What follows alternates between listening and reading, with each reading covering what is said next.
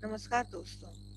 आज हम भारतीय संविधान के भाग 3 में वर्णित मूल अधिकारों के ऊपर दूसरे व्याख्यान में आपसे चर्चा करने का प्रयास कर रहे हैं।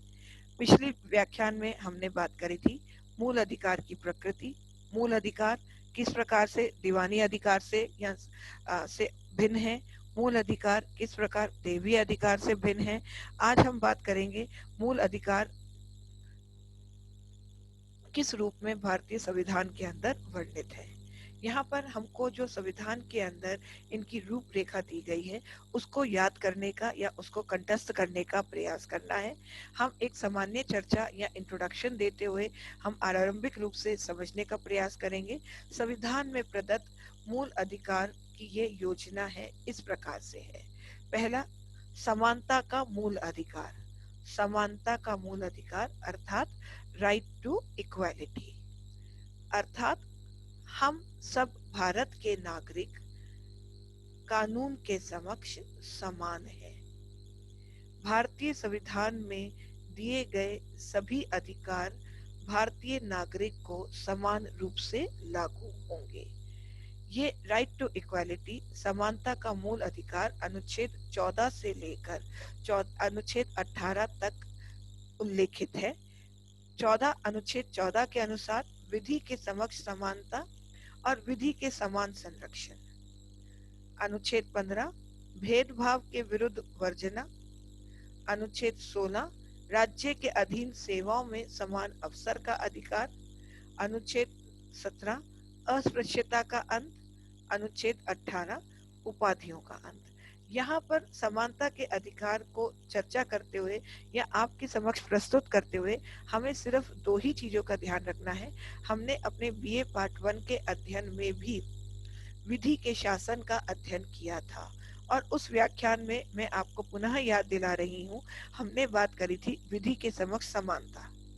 विधि के समक्ष समानता अर्थात किसी भी व्यक्ति को जन्म, जाति, धर्म और लिंग के आधार पर हम भेदभाव नहीं करेंगे। ये व्यक्ति राजस्थान में पैदा हुआ है, इसको 4 अधिकार देंगे। ये व्यक्ति गुजरात में पैदा हुआ है, इसको हम 6 अधिकार देंगे। ये व्यक्ति पंजाब में है, इसको हम 3 देंगे। नहीं, ऐसा नहीं होता है। हर व्यक्ति जिसने भारत की जन्म भूमि के ऊपर जन्म लिया है उसको समान रूप से सभी अधिकार मिलेंगे, चाहे जम्मू कश्मीर से लेकर कन्याकुमारी तक, चाहे बंगाल से लेकर राजस्थान तक, नॉर्थ, साउथ, ईस्ट, वेस्ट, हम किसी भी दिशा में चले जाएं, भारतीय संविधान में वर्णित अधिकार सभी व्यक्तियों के ऊपर समान रूप से लागू होंगे। इसकी दूसरा इंटरप्रिटेशन या दूसरी व्याख्या ये होती है कि अगर किसी व्यक्ति ने, हम केवल समझने का प्रयास कर रहे हैं, ये उदाहरण कोई भी महत्वपूर्ण नहीं है।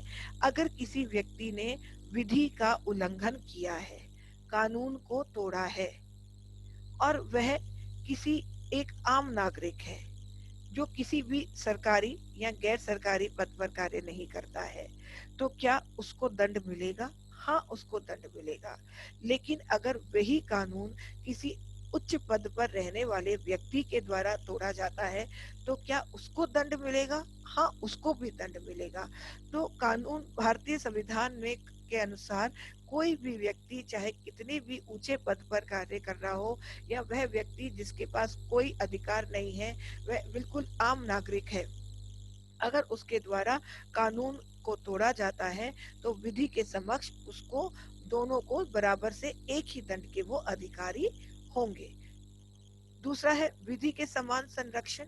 यदि कानून का हनन होता है, किसी व्यक्ति का, किसी नागरिक को कानून से अगर किसी व्यक्ति के द्वारा हनन किया जाता है, किसी समूह के द्वारा, किसी व्यक्ति के द्वारा या स्वयं राज्य के द्वारा, तो वह व्यक्ति, वह नागरिक न्यायालय में जाकर अपने अधिकारों की रक्षा के लिए, संरक्षण के लिए वाद प्रस्तुत कर सकता है।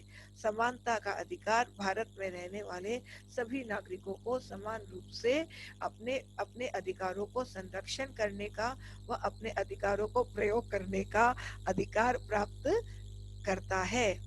दूसरा है स्वतंत्रता का अधिकार, अर्थात राइट टू फ्रीडम। स्वतंत्रता का अर्थ क्या है? स्वतंत्रता दो रूप से होती है, नकारात्मक और सकारात्मक।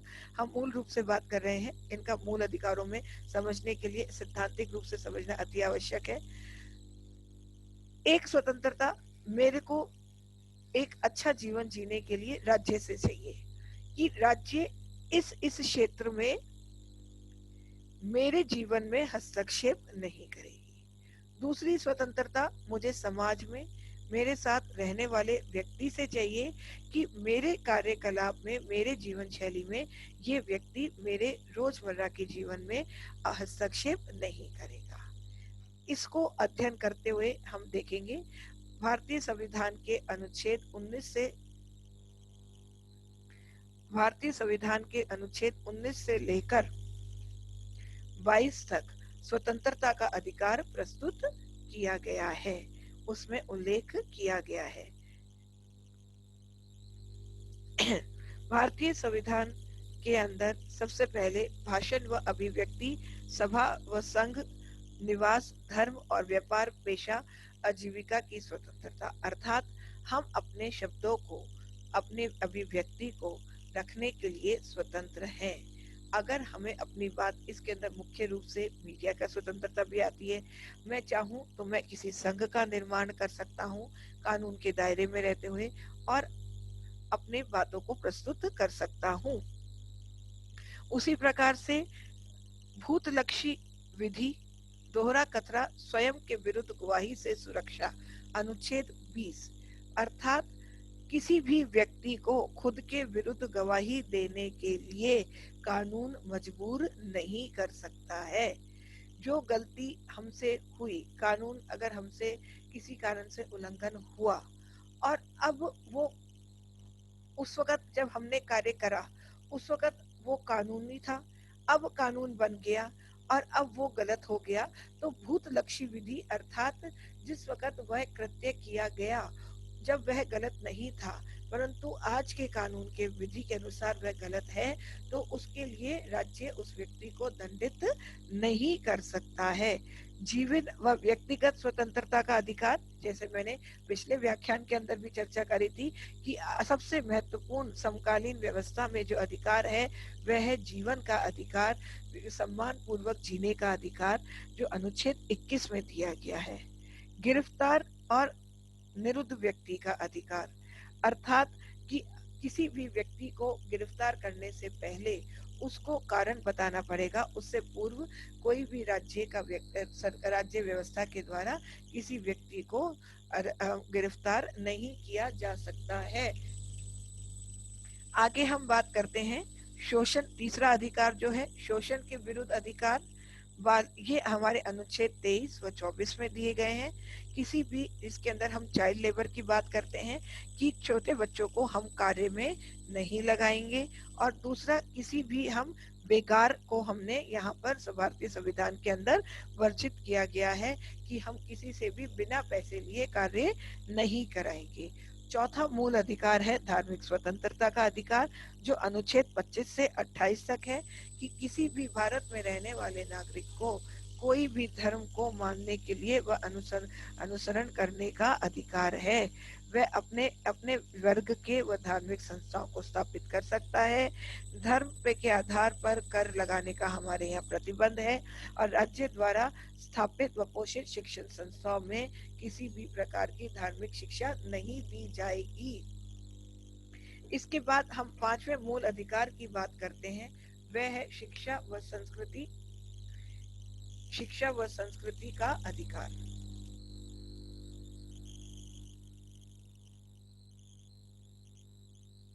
व्यक्ति, अनुच्छेद 29 व 30 के अंदर व्यक्तियों को अपनी भाषा, लिपि व संस्कृति बनाए रखने का अधिकार है, और अनुच्छेद 30 अल्पसंख्यकों के लिए शिक्षण संस्थाएं स्थापित करना और उन्हें शिक्षा प्रदान करने का अधिकार। सबसे महत्वपूर्ण हमारा मूल अधिकार 6 है, जो संवैधानिक उपचार का अधिकार है। संवैधानिक सर्वोच्च न्यायालय के द्वारा मूल अधिकारों को लागू करने की गारंटी और इस संबंध में विशेष आदेश जारी करने का अधिकार है, अनुच्छेद 32 के तहत। इस प्रकार संविधान के अनुच्छेद 14 से 32 तक विभिन्न प्रकार के मूल अधिकार प्रदान किए गए हैं। अगले व्याख्यान में हम बात करेंगे कि मूल अधिकार की जो प्रकृति है वो अनुच्छेद 12 से किस प्रकार से प्रभावित होती है या संचालित होती है। आज के व्याख्यान को स्वीकार करने के लिए धन्यवाद।